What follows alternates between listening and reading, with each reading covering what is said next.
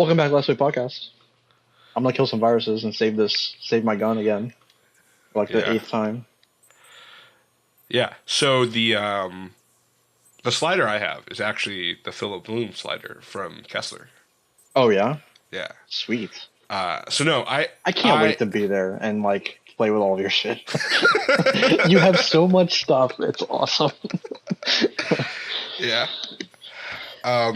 So no, like I remember watching the video series with him, and the thing that was like really impressive was he was talking about when he shot the first like public video on the 5D Mark III. Oh shit.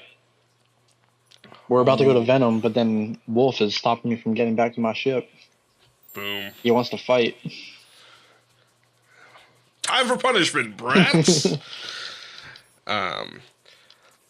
Yeah, I forgot what the name of the short was, but he was like talking about, you know, what the equipment could do, and I just remember like when I first watched the video, I was like, oh, who cares? Like, I mean, like there was nothing impressive about this video, and like not being a videographer, I was just like, who the fuck cares? And then he goes through this scene where he's literally like driving over the Brooklyn Bridge. Mm-hmm. And he's like shooting in at the driver, and like he was like, yeah, I had a lot of like, you know, DPs like call me after seeing this video and be like, how did you light the bridge?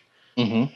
And he was like, I didn't have to light the bridge. Like that's the performance that this camera was giving me in a video. It's awesome. And I was just that entire concept just blew my mind. I was all like, right, it's final showdown time. Can he beat the game? I don't know. So the points actually even matter at all?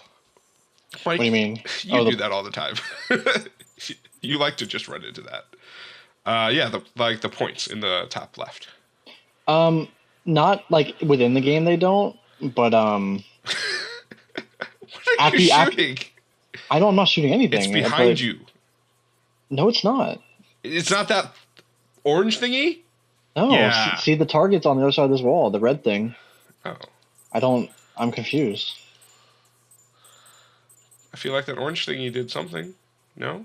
No, it's just a block thing that you have to shoot. Oh, there's a switch. I didn't see the switch. There we go. Now it makes sense. Like all the other Star Fox games, at the end of the game, you get a ranking, and you put your initials in. That's what the points are for, essentially. You're trying to get the most points and be on the leaderboards, and you're competing, I guess, against yourself because nobody else is going to play this game with me. So I'm not really fighting anybody for points. Mm-hmm.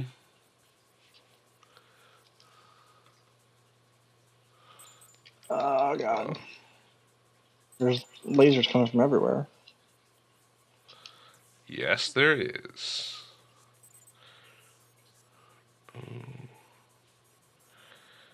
I would like those hearts. Hearts are good.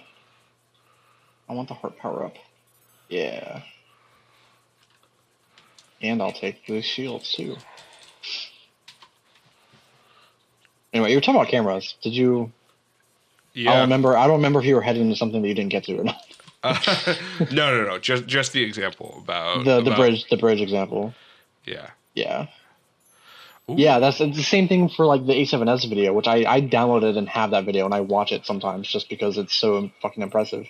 Like he goes to the beach and does that thing, like I mentioned. He also does stuff where he's in his his hotel room, and it's in darkness, and he lights a match, and like half the room is lit up by a match. So like amazing. It's crazy the shit that camera can do.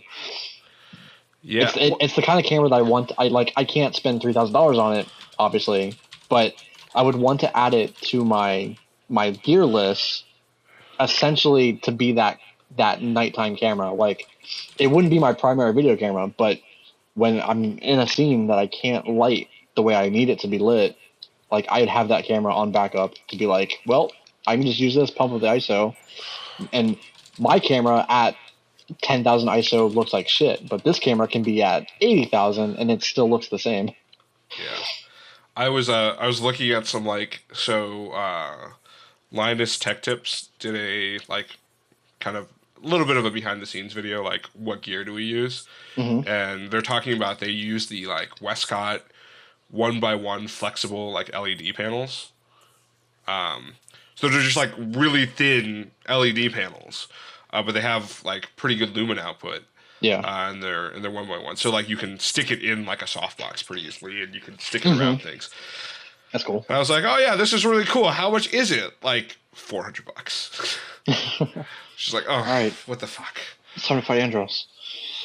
Yeah. Final battle. Hopefully it was different on normal and hard, so hopefully it'll be different again on expert. Was it just like more mechanics? Yeah, like it gets longer. It's just like it's in 64 where it's like one side you fight the puppet thing and on the other side you fight the brain. Like this side, this was the fight on normal, this thing. And then on hard, you have a second form where you have to do the basic like hands fight with Andross that every game has. Where he's got the hands and you have to shoot him in the eyes and stuff. Right. And that was cool. That was cool. Hopefully this one will have another version. Cool.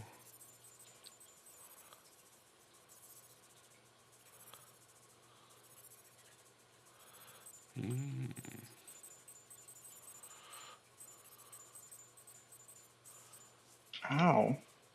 I guess the eyeball trick does not work in this game. Which trick?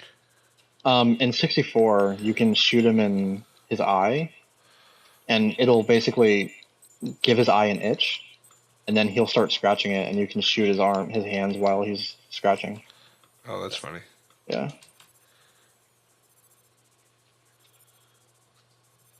The hell is that? Oh, Oh, that's cool. Okay.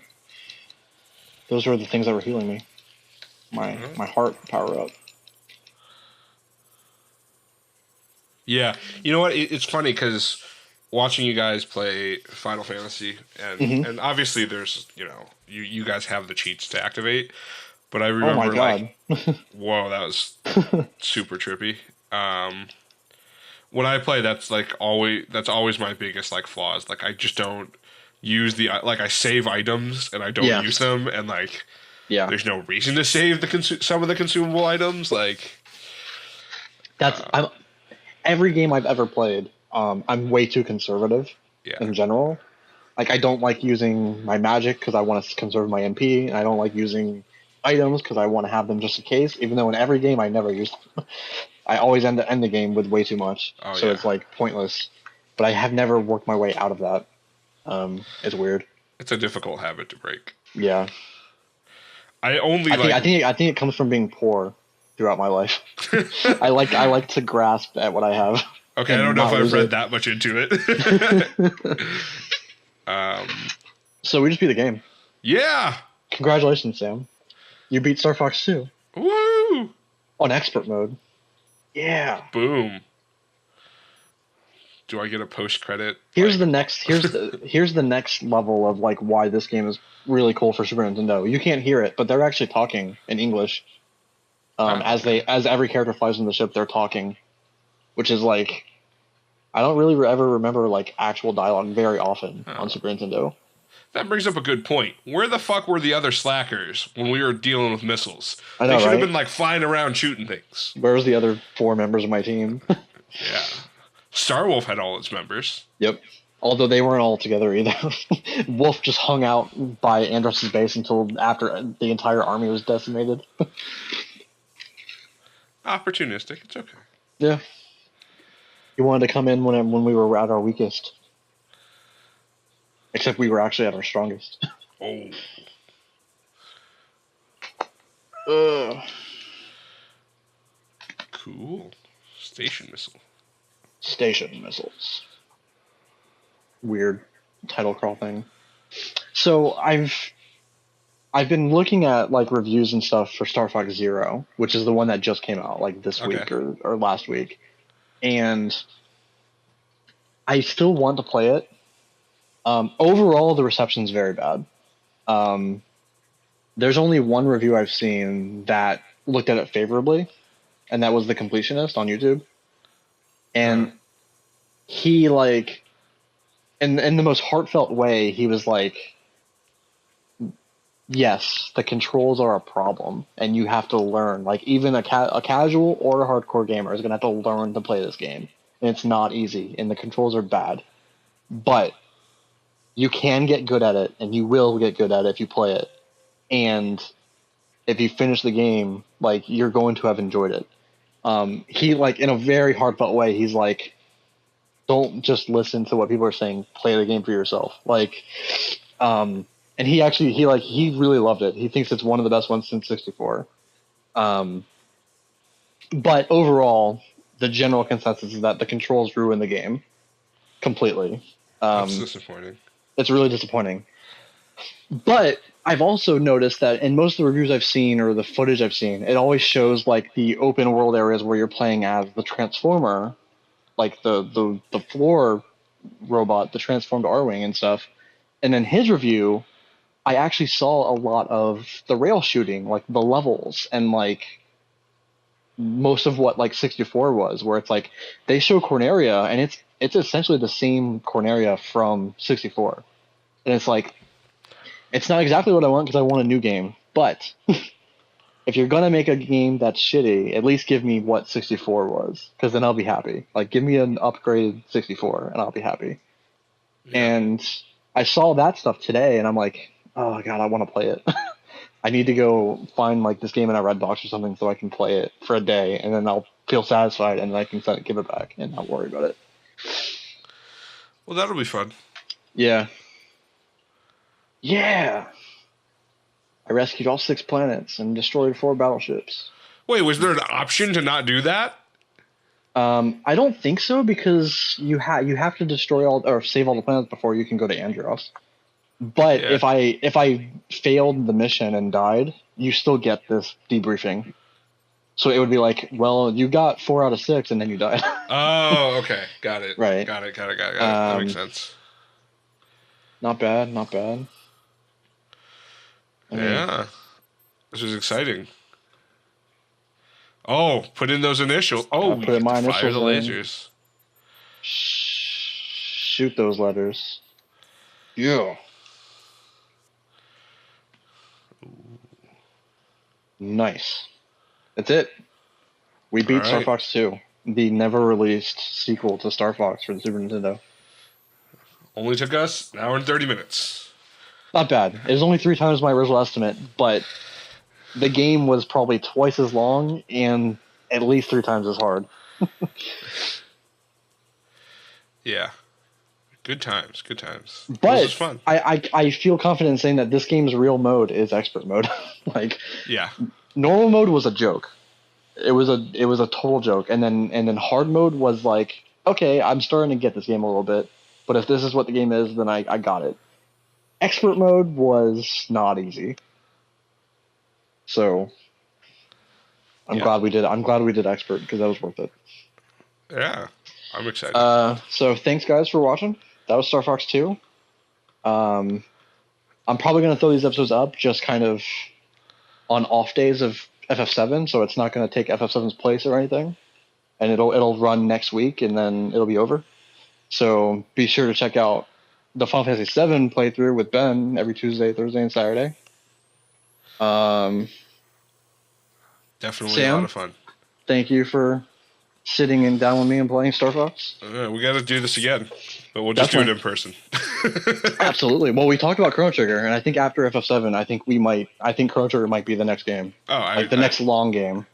I don't want to do a bunch of long games at the same time, but we'll do FF7 and then do short games like Star Fox 2, like a couple of times throughout FF7. Yeah. And then when FF7's over, we'll pick up like Chrono Trigger and then play other short games on the other side. God, Chrono Trigger is going to be so good. It'll be great. Which version of Chrono Trigger will we play? Well, we could go the. They didn't iOS port Chrono Trigger, did they? I think they did, but I have the PlayStation port on my PS3 that we could play. So, ironically, based on what you guys were talking about, on the PS3. Okay, yeah. That's okay. Yeah, on PS3. I played the PlayStation port on the PlayStation, and that was miserable. Oh, really? The load times are horrible. It might be Like- the same then. like- I haven't actually played it. Okay. Like the way the game is structured, like Right. almost all of the RPGs that moved from SNES to PlayStation, just horrible experience with load times. Which is That's so interesting. ironic because the games themselves were so small that like Right. you could have buffered it all into RAM. We'll have to see if they improved it at all with the port to PS3. If not, I mean, it's not. We can probably just play it on a SNES emulator. Yeah. We could do it that way. Emulator is really the only way to do it because if we tried to hook up my SNES to a TV and try and capture it, which is not easy, it would look like shit anyway. So it's actually better to just emulate it. Well, I was gonna say it's way easier to capture. Okay, so they did make a iOS port. They did? Ooh, I don't know if it's iPad compatible. But the thing is, you can record off iOS really easily. I have an app that I can mirror iOS devices to and just record it that way. You Super easy. mean QuickTime? No, like I have an app that actually mirrors. I mean, I guess you could do it with QuickTime too. I hate QuickTime though. Okay. I really hate QuickTime. Yeah. Anyway, now we're getting super technical. Thank you everyone for watching. We'll see you next time. Later. Bye.